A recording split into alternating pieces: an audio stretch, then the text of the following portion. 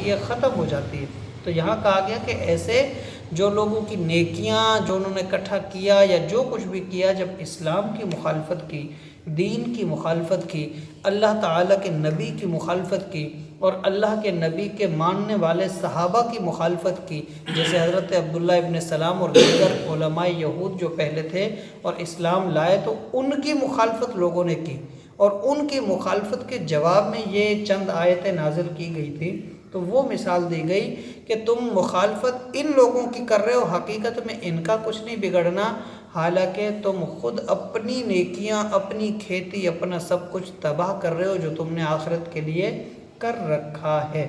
اس سے کئی ساری چیزیں ثابت ہوتی ہیں، لیکن اس میں علماء جو چیز کہتے ہیں وہ یہ بھی ہے، ایک کہ اللہ تعالیٰ کسی کا بھی عمل ضائع نہیں کرتا، لیکن انسان کا کردار بعض اوقات ایسا ہوتا ہے کہ اس کی کرائی نیکیاں بھی تباہ کر دیتا ہے۔ نیکیاں ہوتی ہیں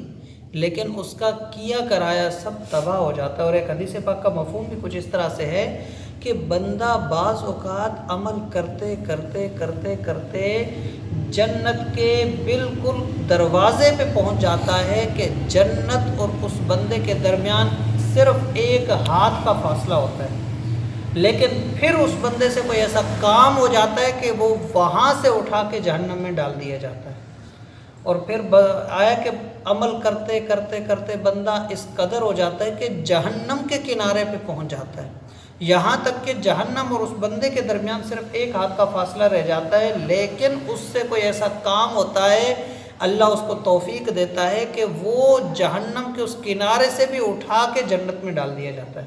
جنت میں پہنچا دیا جاتا ہے۔ یعنی مقصد یہ ہے کہ کوئی ایسا عمل ہو جاتا ہے جو انسان کی بخشش کا ذریعہ بھی بن سکتا ہے کہ ساری زندگی کے گناہ معاف ہو جائیں، لیکن اسی انسان سے بعض اوقات ایسا عمل بھی ہو جاتا ہے ساری زندگی کی نیکیاں تباہ کر دیتا ہے۔ تو ہمیں اس چیز سے بچنا چاہیے۔ دوسرا اس میں یہ ہے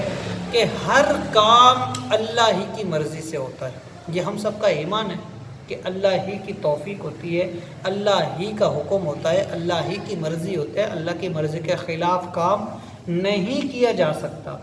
لیکن اللہ نے یہاں پر ایک چیز جو فرمایا کہ اس ہوا کی طرح ہے کہ جو ہلاک کر دیتی ہے کھیتی کو، تو مطلب یہ نہیں کہا کہ ہلاک کرتا ہے اللہ تعالیٰ کھیتی کے ذریعے، ہوا کے ذریعے سے کھیتی کو، بلکہ کہا کہ اللہ ہلاک